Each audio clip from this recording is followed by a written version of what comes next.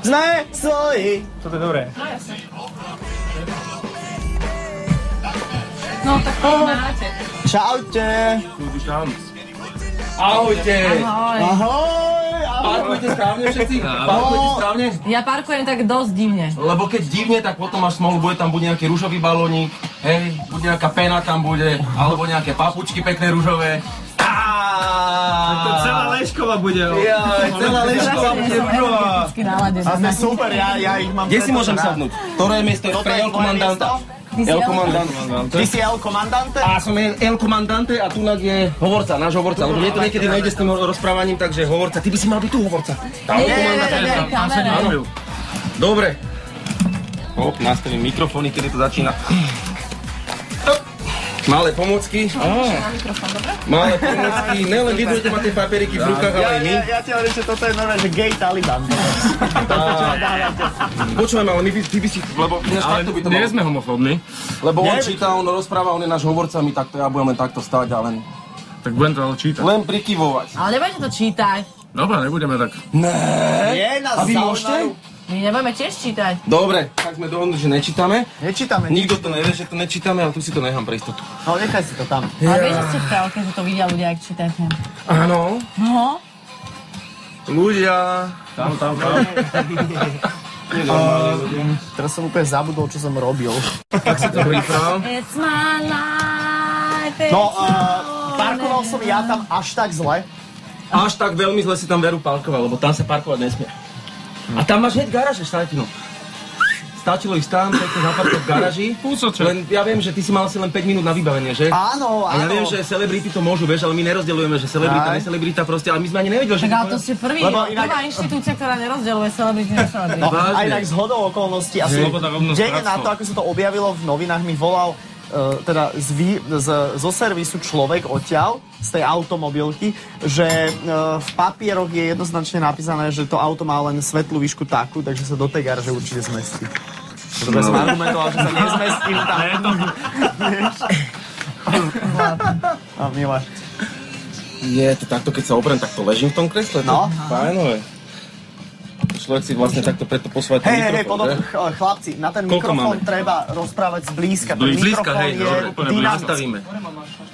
Hej, ten mikrofón je dynamický, to znamená, že treba mať ústa čo najbližšie pri tom. Je to jasné? Asi takto stačí. Takto to môže byť, Karol? Nalepený na mikrofóne. Tak. Tak, to Nemáme je. jednu kuklu navyše? Dáme Adele, alebo Karolovi, alebo Saifovi. Nie, ja som bol v Nechcete? kúkle už. Som sa vyliahol na motýľa. Ale... Dobre, takže... Decka. Saifa, zistíme, kde parkujú oni. No inak teraz Oni určite parkujú na našich Borisovom miestach. mieste. No, na Borisovom mieste. To pôjdeš do pivnice. My parkujeme tak, aby to bolo V súlade s prírodou. v súlade s pravidlami dopravnej premávky. Takže vieme, o čom sa budeme baviť, vieme, že čo robíte. Ako vieš, že tam parkujú? Určite tam Čo robíme vlastne? Určite tam parkujú. Hovorca. Ja by som to ešte Dobrotu, ne? Dobrotu robíme. No jasné. Ako... A už aj keď sme pri tom, alebo to Počkaj. poviem normálne do veteru, ja som chcel počuť mať Saifa, tie papuče neboli lacné, my by sme ich chceli naspäť, lebo ty si s tým autom proste zmizol, tie papuče, to sme dosť... Tak ja to Lebo mám... nelen tebe to chceme dať na kolesa, ale aj trošku iným ľuďom, nech sa tešia z tých papúč. Aha, lebo dobre, sa tak dúfam, že dnes si nespravil vankuše doma z toho, lebo vieš... Počkaj, Naplníš keď perinami. budeš ale chcieť rozprávať, tak musíš to do mikrofónu Aj, rozprávať. však môžem mať aj dva takto, jeden budem mať na teba a druhý na komandéra. Môžeš mať. Čak na to sú tu tie dva mikrofóny, tak takto budeme hovoriť, ne? Raz, Ale vieš, že to, že...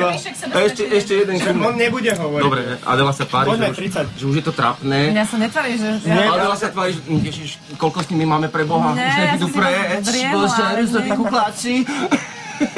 Tak to nerozprávam. 20. Vy ste normálne, že to je na nejakých milých narkotikách. Dobre. No.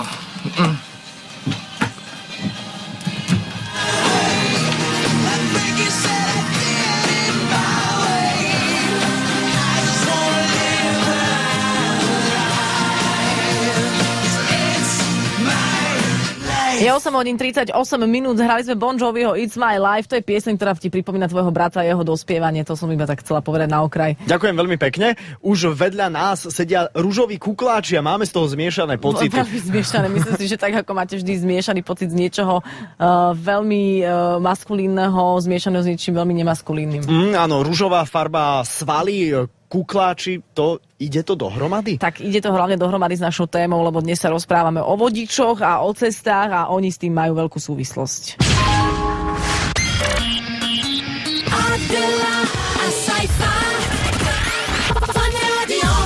Dobré ráno, rúžoví kukláči. Jeden je tzv. El Comandante, druhý je hovorca. Áno, komandante sedí tunak hneď pri Adelke a Saife. Haha! A hovorca počúva komandanteho. Ahojte, Dobre, čau. ale hovorca by mal rozprávať. Tak teraz my položíme otázku, je nám úplne jedno, kto bude odpovedať, že čo vy vlastne robíte ako rúžoví kukláči. No, tak rúžoví kukláči sú partia, dalo by sa povedať, recesistov, ktorí chcú nejakým spôsobom ukázať na bordel, alebo teda na situáciu, ktorá je na slovenských cestách. Hlavne teda na to, že ako teda Slováci jazdia, mnohí, aj keď sa teda všetci považujeme za dobrých vodičov, ale ako ukázalo sa teda, že dobrí vodiči nie sme všetci, alebo teda tí disciplinovaní. No a teda sme a chceme zodpovednosť na cestách. A proti komu ste už zakročili? Tak zakročili sme už niekoľkokrát. Saifa si asi nepamätá. On to chce zahrať na iných, že proti komu, alebo chce počuť zase svoje meno. Áno, aj on to bol, voči ktorému sme zakročili. Aj on to bol, hej. A tie návleky, hlavne tie návleky potrebujeme potom späť. To nejaké sa dohodneme? Áno, tie návleky potrebujeme späť, lebo... Čo ste ešte riešili? Riešili sme jeden Hammer na pešej zóne, áno, ktorý bol zle zaparkovaný, tak sme ho obkladali kvetináčmi. Aha. Potom sme načapali jedného hobbytunera, ktorý si dával tuc ako po ceste a nažíhal to na červenú a zastal na zastávke, pravdaže, tak sme ho trošku ako vyplnili ružovými guličkami. Aha. No a ďalší úlovok si bol ty. Dobre, a vy stíhate vlastne nejako tak v dobrom vytrestať aj ľudí, ktorí sa hýbu, alebo len zle zaparkovaných? Lebo ako máte na to napríklad auto rýchle, že stihnete dolapiť niekoho? No väčšinou sú to tak tie akcie, ako teda môžu aj ľudia vidieť.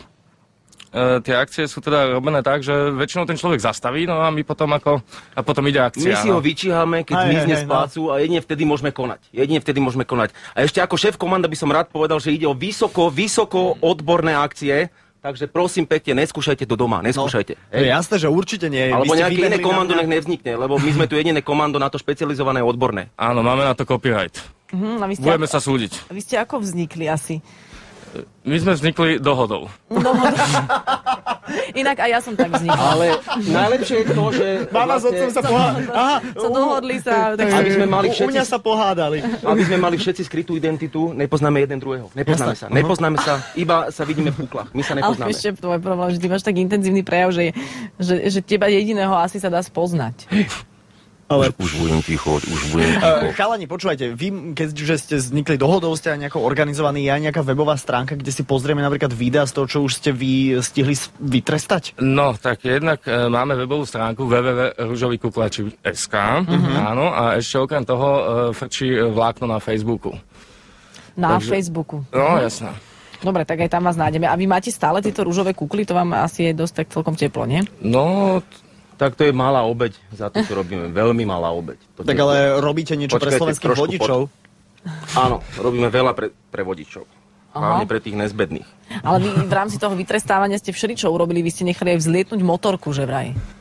No, tak áno, ale to teda ľudia ešte nevideli, ale uvidia to. Ale motorka vzlietla, áno, uletela tak, že sme sa študovali, potom sme ju museli sťahovať z obežnej dráhy, no. Aha. A stalo to strašne veľa, lebo sme museli platiť na Bajkonúre ako jednoducho ľudí, ktorí ako išli po ňu, no. Tak to nebolo vôbec jednoduché. Aha. Čo skoro to bude? Ale máme svojich ľudí aj na... Aj vo vesmíre. Na prvý pohľad vyzeráte tak, že musíte mať svojich ľudí vo vesmíre. No jasne, lebo odtiaľ ste aj prišli. Tak, svojich ľudí máme, samozrejme, tí nám dávajú echo, keď niekoho zbadajú, že zle parkuje alebo niečo, tak dajú echo, tam tá ulica a poďte tam, chlapci, my tam prídeme. Je tak? Dobre. Áno. Tak si treba dávať pozor. A operujete napríklad len v hlavnom meste, lebo teda mňa ste zoperovali v hlavnom meste. Pôjdete aj niekde do terénu inde? Musíme. Nemôže to ostať len pri Bratislave a pri okolitých dedinkách a mestečkách. Musíme ísť aj vyššie. Chystáme sa do Košic.